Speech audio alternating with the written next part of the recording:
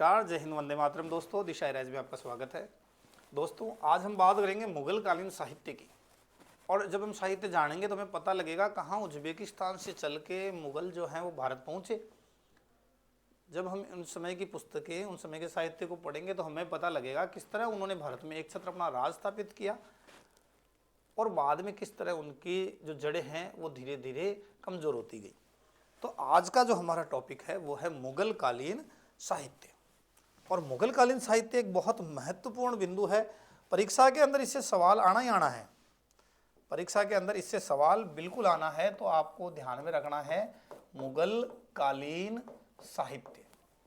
जहां मुगल काल टॉपिक में डाला हुआ है, ये मान के चलिए साहित्य से प्रश्न बनना ही है। तो ये जो दो क्लासों में हम इसको करने की कोशिश करेंगे, तीन क्लास में, तो उन सब में मुगल कालीन साहित्य का प्रश्न जरूर बनेगा आपके पेपर में। ये इतना महत्वपूर्ण है। और सबसे पहले आज हम बात करेंगे वो जीवनी की करेंगे, आत्मकथाओं की करेंगे। तो जीवनियों से रिलेटेड में एक लाइन बताऊंगा, उसमें ये सारे सवाल एग्जाम में पूछे हुए हैं। ये सभी प्रश्न परीक्षाओं में पूछे गए हैं और वापस पूछे जाएंगे। तो उस पर हम चर्चा करेंगे। तो आपको कुछ नहीं करना है, बाबा का ध्यान रखना है, बेगम का ध्यान रखना है, अब्बू का ध्यान रखना है। और वो लाहौर में जाके फंस जाते हैं, है ना। और फंसने के बाद में वो श्रीदेवी के पास जाते हैं।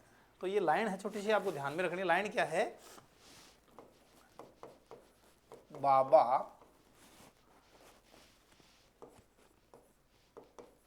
हुमायूं की बेगम,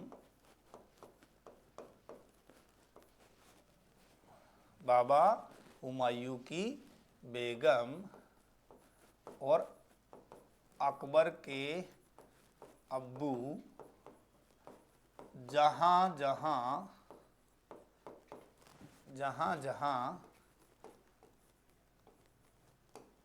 पादशाह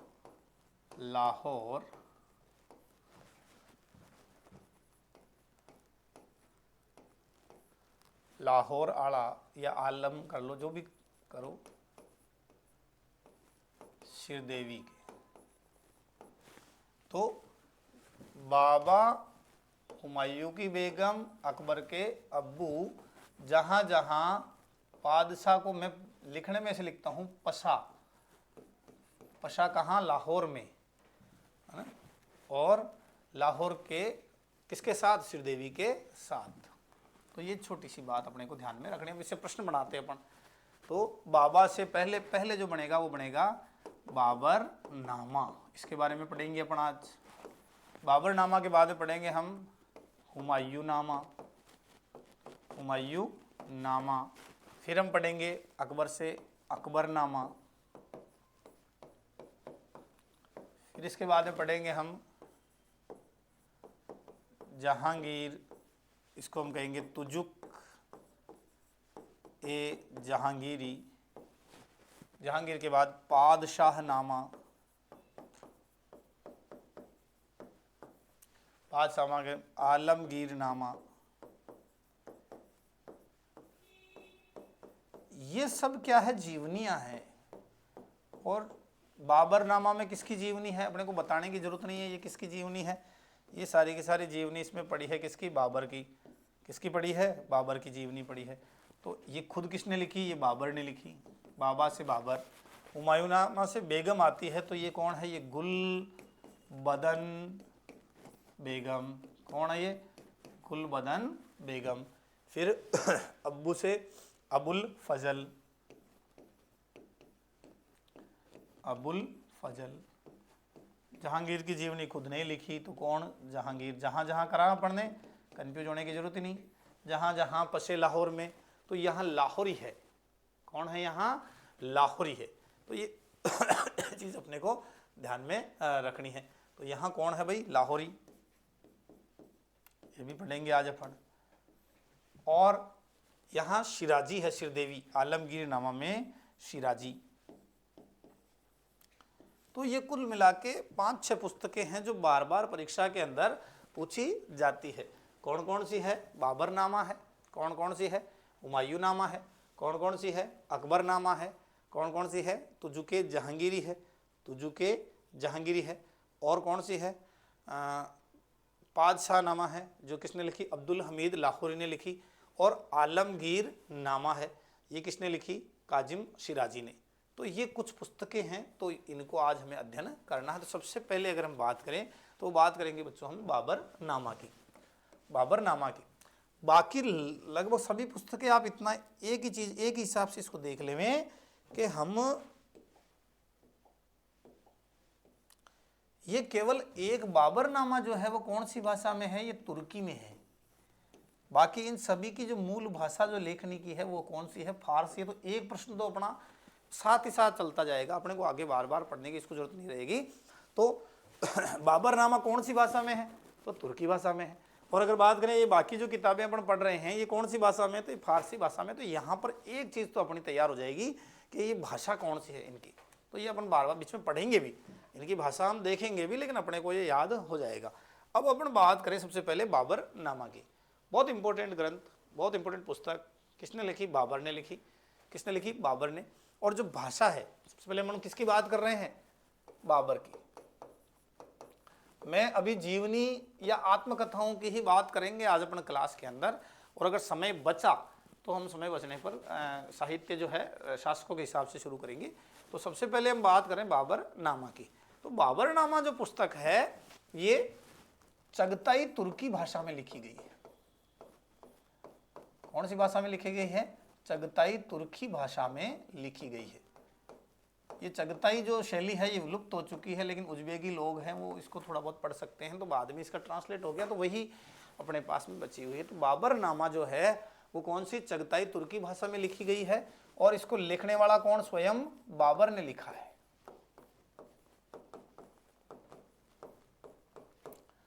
स्वयं बाबर ने लिखा है। और इस बाबरनामा को बाबरनामा स्वयं बाबर ने लिखा है।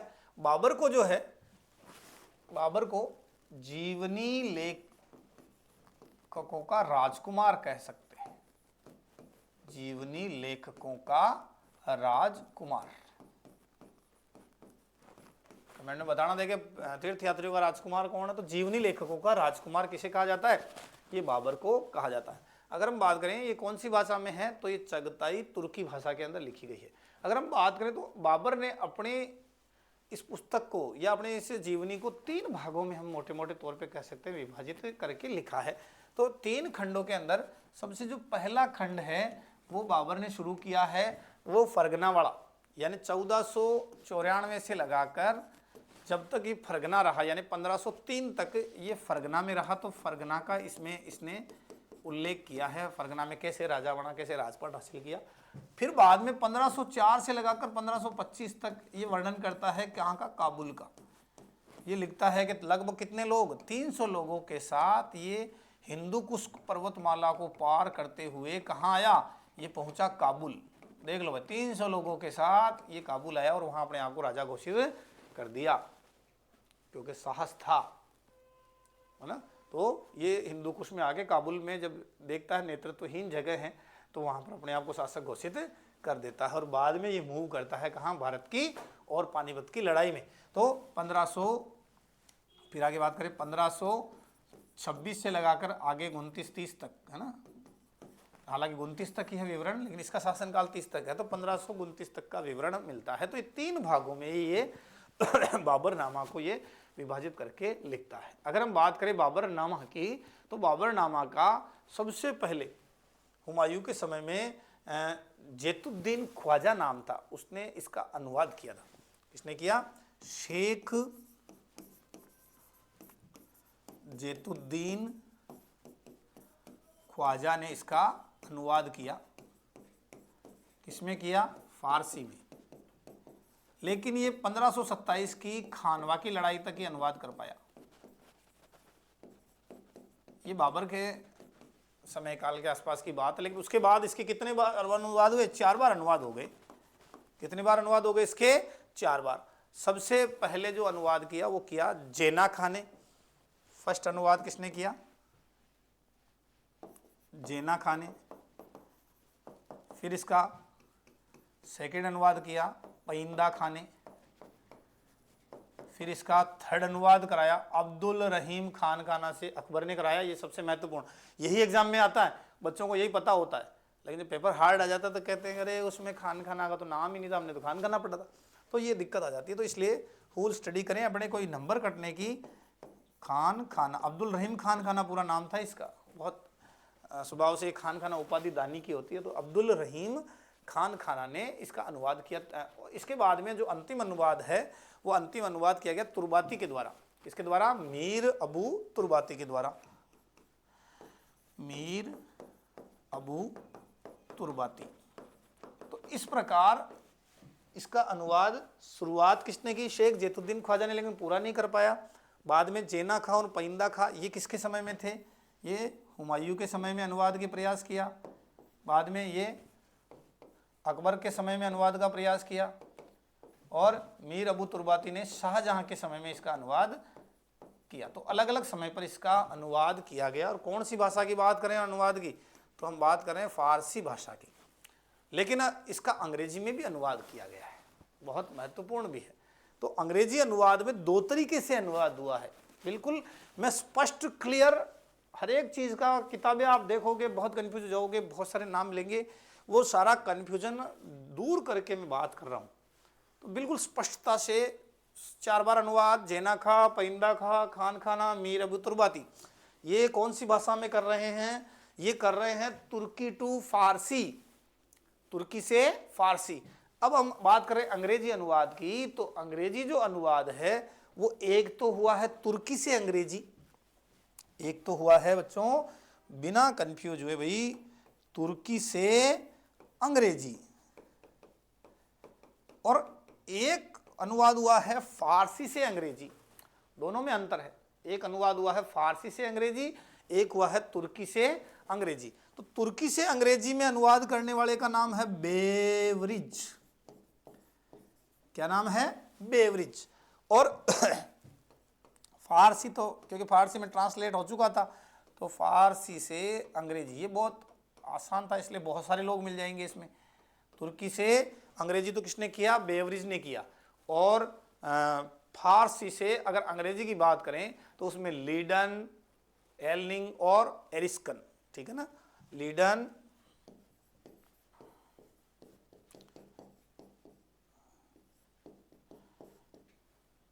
और एरिस्कन, इनके द्वारा ये अनुवाद किया गया, ठीक है ना। ये एल्किंग नाम इसका। तो इस तरह से बाबरनामा जो पुस्तक है वो लिखी भी गई और उसका अनुवाद भी हुआ। और ये अनुवाद वापस में बात करते हैं, फारसी में हुआ, तुर्की से अंग्रेजी में हुआ, फारसी से अंग्रेजी में हुआ। 3 भाग हैं। बाबर खुद अपने आत्मकथा लिखता है और अलग अलग लोग अलग अलग समय पर इसका अनुवाद करते हैं।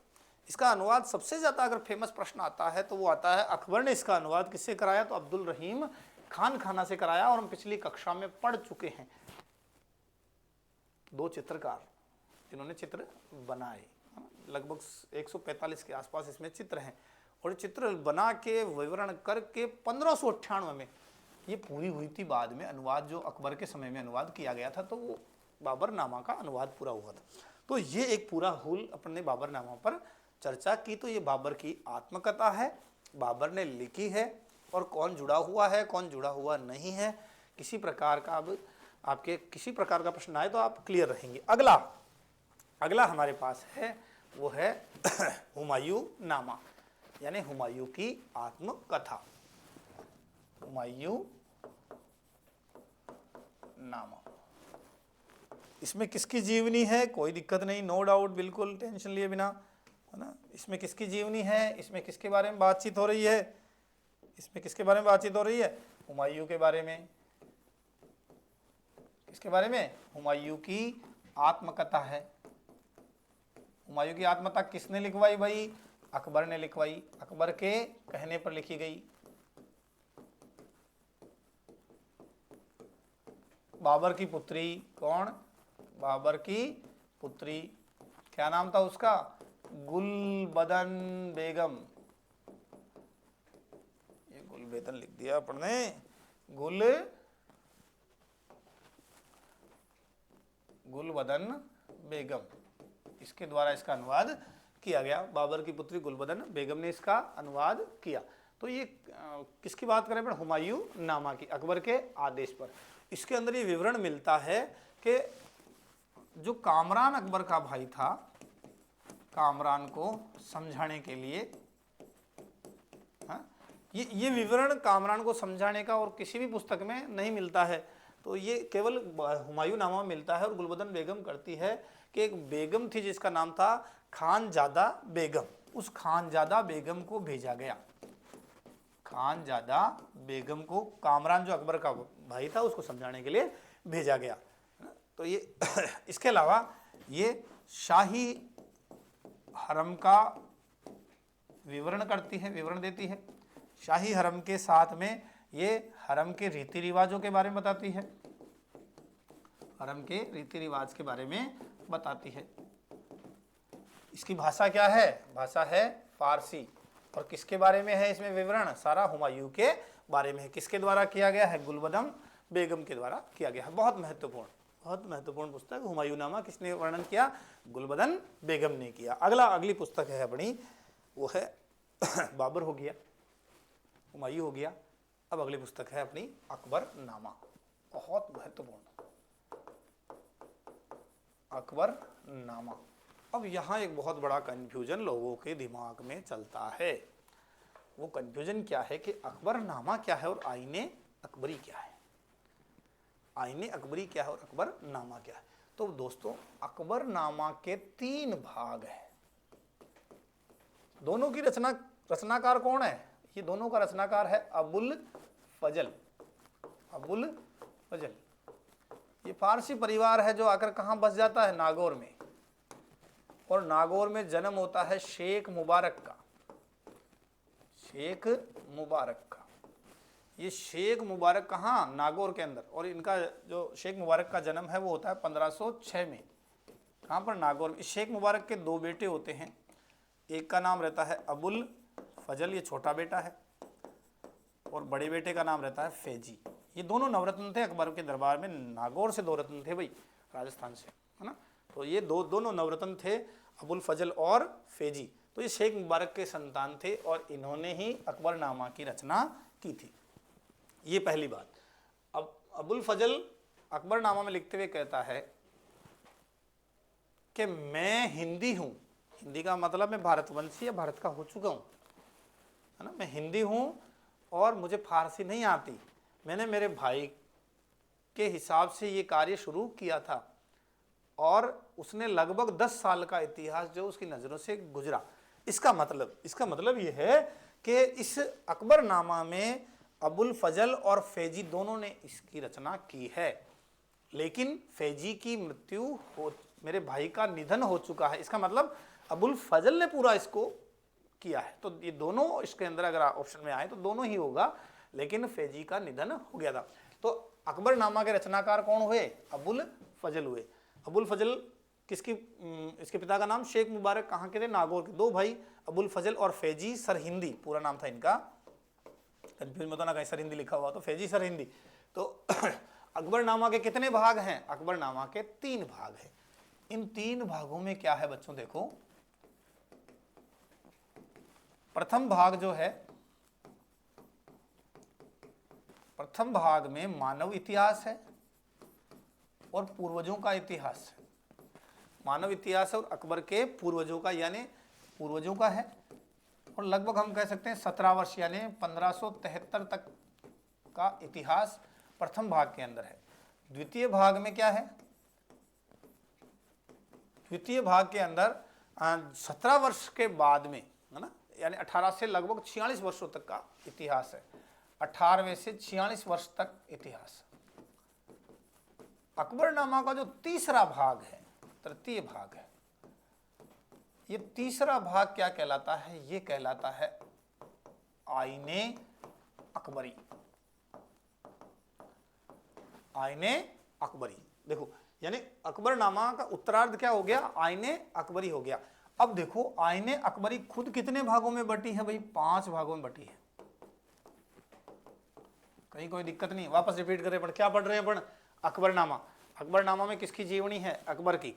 अब इस जीवनी को किसने लिखा? अबुल फजल ने। उसका सहयोग किसने किया? फैजी सरहिंदी ने। मैंने बात की कि वो खुद ही लिखता है कि मैं तो हिंदी हूँ, मैंने फारसी का बहुत जानकार नहीं हूँ, लेकिन मैं ये लिख रहा हूँ क्योंकि मेरे भाई का निधन हो गया है, मैंने उसके साथ उसके भरोसे ये काम शुरू किया था। तो ये बात अबुल फजल खुद लिखता है, बहुत महत्वपूर्ण है। अकबरनामा 3 भाग हैं। पहले भाग में मानव इतिहास, अकबर के पूर्वज बाबर हुमायूं का इतिहास है और कहाँ से मानव शुरू हुए पैदा हुए वो भी लिखा हुआ है। द्वितीय भाग में बीच का बाद का इतिहास है और तृतीय भाग को आईने अकबरी के नाम से जाना जाता। आईने अकबरी कितने भाग में विभाजित है? तो 5 भाग है। देखो अगर आपके प्रश्न आए अकबरनामा में कितने भाग है? 3। आईने अकबरी में कितने भाग है? 5। बिल्कुल क्लियर रखना। तो ये हम बात करें प्रथम, द्वितीय, तृतीय, चतुर्थ और पंचम, 5 भाग हैं आईने अकबरी के अंदर। अब जो पहला भाग है उस पहले भाग में क्या क्या वर्णन है? तो एक तो शाही परिवार का है, शाही परिवार, कारखानों के बारे में है, कारखानों के बारे में है, टकसाल के बारे में है, ठीक है ना, टकसाल जो बनी हुई थी उसके बारे में है, तो ये लिख लेते हैं टकसाल के बारे में है। और इसमें जो कुल, क्योंकि एक इसके जो सब पार्ट है उनको नाम दिया है इसलिए तो आईने अकबरी नाम पड़ा है। तो इसमें कुल 10 आइन है, 10 आइन है। और इस प्रथम भाग को जो नाम दिया गया है वो एक मंजिल आबादी का नाम दिया गया है। इसका नाम क्या है? मंजिल आबादी। मंजिल आबादी कहा गया है। कौन से भाग को? पहले भाग को क्या नाम दिया गया? मंजिल आबादी। आईने अकबरी में कितने भाग? 5 भाग। पहले भाग में क्या क्या चीजें हैं भाई? पहले भाग में चीजें हैं शाही परिवार की जानकारी है, कारखानों की, टकसाल की जानकारी है।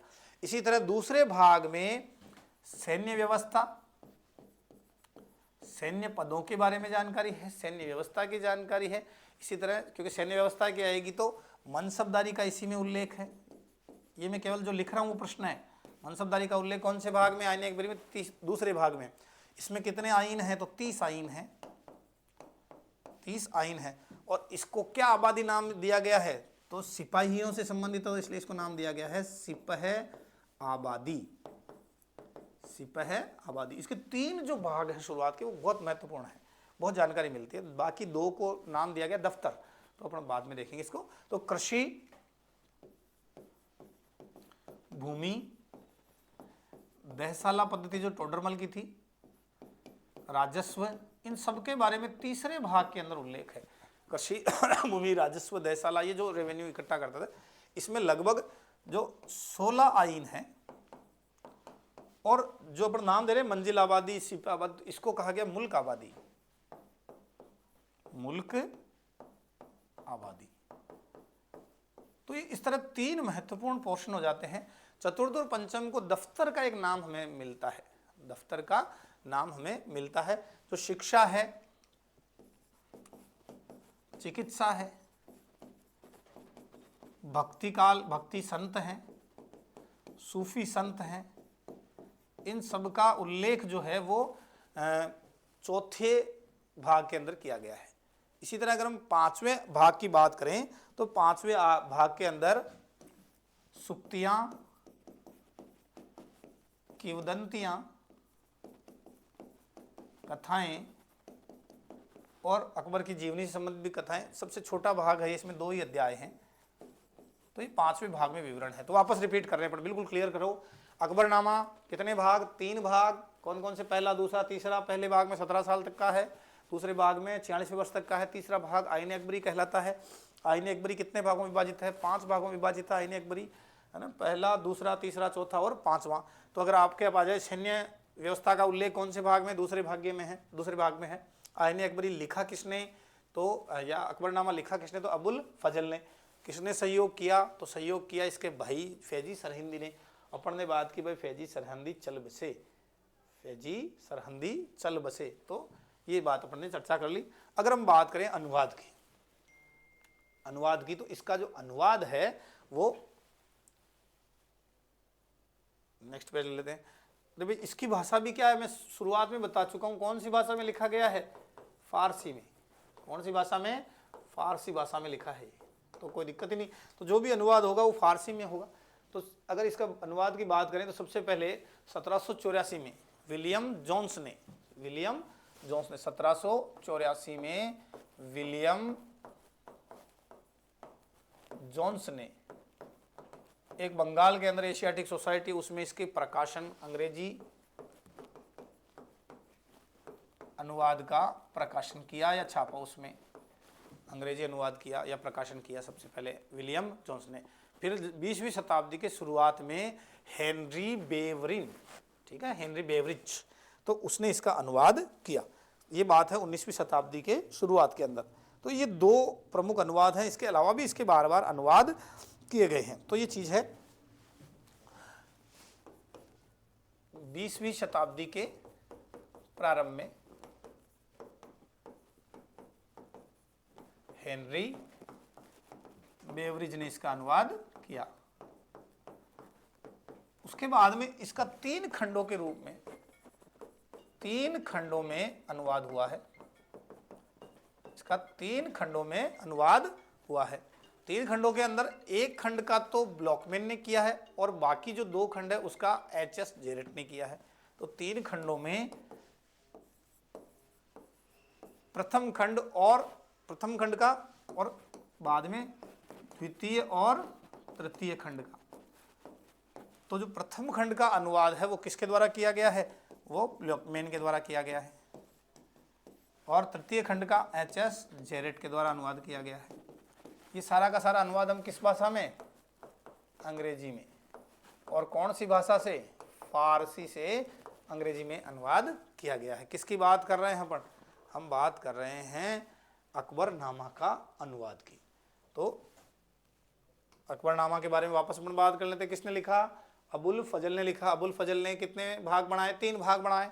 जो तीसरा भाग है वो क्या कहलाता है? आईने अकबरी, क्योंकि इसमें आइन है। फैजी सरहंदी ने इसका सहयोग किया था। इसे मुगल काल का गजेटियर कहा जाता है, मुगल कालीन गजेटियर कहा जाता है। लिख लेते हैं अपन, मुगल कालीन गजेटियर कहा जाता है। अकबरनामा को क्या कहा जाता है? मुगल कालीन गजेटियर कहा जाता है। तो ये कुछ महत्वपूर्ण बातें हमने किसके बारे में करी? अकबरनामा के बारे में। अब बात कर, देखो भाई, अपन ने कर लिया बाबर कर लिया, अपन ने कर लिया हुमायूं नामा कर लिया, अपन ने कर लिया अकबरनामा कर लिया। अब अपने क्या बचा? अपने जहांगीर बचा, है ना। तो जहांगीर की जो आत्मकथा है वो है तुजुक ए जहांगीरी। तुजुक ए जहांगीरी, तुजुक ए जहांगीरी, क्योंकि जहांगीर की आत्मकथा हमने बात की, स्वयं किसने लिखी? जहांगीर ने। कौन सी भाषा में? ये हम पहले ही कर चुके हैं। कौन सी भाषा में है? फारसी भाषा में है। लेकिन अब इसमें एक छोटी सी बात, क्योंकि हम जब डिटेल से पढ़ते हैं तो ये चीज़ ध्यान रखना, इसमें 3 लोगों का जुड़ाव है।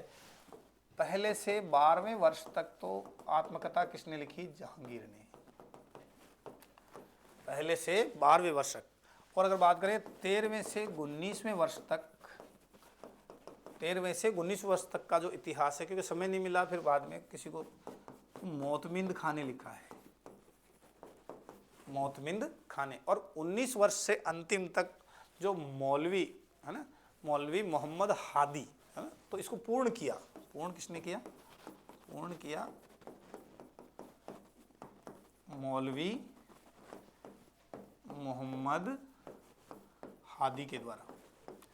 और अगर बात करें अपन इसके अंदर संशोधन जो बार बार किए गए, वो कुछ बदलाव इसमें किए गए, वो भी बार बार किए गए इसके अंदर। तो 3 इतिहासकार इससे जुड़े हुए हैं। तुजुक ए जहांगीरी, इसकी आत्मकथा है। पहली बात तो ये जहांगीर की आत्मकथा है, जहांगीर की आत्मकथा है। 1 से 12 वर्ष तक का इतिहास जहांगीर ने लिखा, 13 से 19 का मोतमिंद खान लिखा और पूरा किया मौलवी मोहम्मद हादी ने। तो ये किसके बारे में बात करें अपने? जहांगीर के बारे में। तो जहांगीर नामा। फिर आगे बात करें, अगला अपने पास है वो है पादशाह नामा। पादशाह नामा, इस पादशाह नामा में किसकी आत्मकथा है, किसकी जीवनी है? तो शाहजहां की। किसकी जीवनी है? शाहजहां की जीवनी है। किस नाम से है? पादशाह नामा के नाम से है। अब इसकी भी अगर हम बात करें तो इसमें भी अलग अलग इतिहासकार जुड़े हुए हैं। अगर शुरुआत के 10 वर्ष की बात करें तो 1 से 10 वर्ष का इतिहास जो है वो लिखा है कजविनी ने। क्या नाम है? मोहम्मद अमीन कजविनी। और बाद में, है ना, लगभग आगे का, है ना, वो सारा जो लिखने वाले थे वो थे लाहौरी, अब्दुल हमीद लाहौरी। क्या नाम था? अब्दुल हमीद लाहौरी। अब्दुल हमीद लाहौरी। तो सबसे पहले 1 से 10 वर्ष तक का ऐसा मोहम्मद अमीन कजविनी ने, फिर लगभग आगे का अब्दुल हमीद लाहौरी ने किया। आगे हम बात करें तो इसको जो पूर्ण किया तो वो पूर्ण किया मोहम्मद वारिस ने। पूर्ण किसने किया? मोहम्मद वारिस ने इसको पूरा किया। और इसके अंदर बार बार जो करेक्शन किए गए वो किए गए सादुल्ला ने। सादुल्ला ने इसमें कुछ संशोधन किए। सादुल्ला ने इसमें क्या किए? संशोधन किए। 1 से 10 वर्ष तक मोहम्मद अमीर कजविनी ने लिखा। किसकी जीवनी है? शाहजहां की। और ये भी कौन सी भाषा में है? तो ये किस भाषा में है? फारसी भाषा में है। ठीक है। आगे अगला जो पुस्तक है अपनी वो है आलमगीरनामा। आलमगीरनामा में किसका बारे में है? तो औरंगजेब के बारे में है। औरंगजेब की जीवनी है। लेकिन भाई इसके जो आलमगीरनामा के जो लेखक थे जिनका नाम था मिर्जा मोहम्मद काजिम शिराजी। क्या नाम था? मिर्जा मोहम्मद काजिम शिराजी। ये जो शिराजी साहब थे इन्होंने बीच में गड़बड़ कर दी। इन्होंने औरंगजेब की खूब प्रशंसा की, औरंगजेब की प्रशंसा की, लेकिन औरंगजेब के समय में महंगाई हो गई और उस समय में कृषि की व्यवस्था गड़बड़ा गई और बाढ़ आ गई बारिश के कारण। इन सबको लेकर उसने क्या की? आलोचना कर दी। तो औरंगजेब तो भाई औरंगजेब है, उसने कहा ये समकालीन जीवनियां लिखना उसने बंद करा दिया। समकालीन जीवनी जो लिखना था वो उसने उस पर क्या करा दी? रोक लगा दी। तो मोहम्मद काजिम शिराजी जो हैं वो लगभग आलमगीरनामा में 21 वर्ष तक का ही इतिहास लिख पाए। औरंगजेब के 21 शासन के प्रारंभ के 21 सालों का इतिहास लिख पाए। इसी तरह की कोशिश किसने की थी? हातिम खान ने। उसने लगभग 10 वर्षों का इतिहास लिखा था आलमगीरनामा के नाम से। आलमगीरनामा के नाम से 10 वर्षों में, प्रारंभ के 10 वर्ष। तो इस तरह बच्चों दोस्तों आज हमने क्या क्या चर्चाएं की? आज हमने बात की, एक ट्रिक की, बाबा हुमायूं बेगम और अकबर के अब्बू जहाँ जहाँ बसते हैं लाहौर में वहाँ आलम श्रीदेवी के साथ रहता है। तो ये हमने बात की। बाबरनामा के लेखक बाबर, हुमायूंनामा के गुलबदम बेगम, अकबरनामा का अबुल फजल, तुजू के जहांगीरी का जहांगीर, पातशाहनामा का लाहौरी, आलमगीरनामा का शिराजी।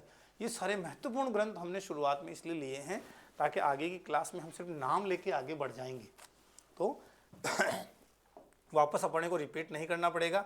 हमने सबसे पहले बाबरनामा देखा जो एकमात्र ऐसा है जो जीवनियों में तुर्की भाषा के अंदर है। फिर हमने हुमायूंनामा गुलबदन बेगम के बारे में चर्चा की, अकबरनामा अबुल फजल के बारे में बात की और उसका अनुवाद की चर्चा की। तुजू के जहांगीरी जो जहांगीर से संबंधित है, जहांगीर की आत्मकथा है, जहांगीर ने खुद ने लिखी है, जिसमें कौन कौन जुड़े हुए, पातशाहनामा की बात की और किस तरह औरंगजेब ने जो जीवनियाँ हैं उन पर रोक लगा दी। तो ये हमने आज चर्चा की। तो इस तरह है दोस्तों, ये महत्वपूर्ण सवाल है साहित्य के, लगभग वो हमने शुरुआत में करे हैं। अन्य जो साहित्य और उसके ग्रंथ हैं उसके बारे में हम आगे अगले क्लास में लेके आएंगे। अच्छा लगे तो आप ज़रूर लाइक करें, इसको शेयर करें, अपने दोस्तों को भेजें और पढ़ते रहिए, जुड़े रहिए दिशा इराज के साथ। बहुत बहुत धन्यवाद।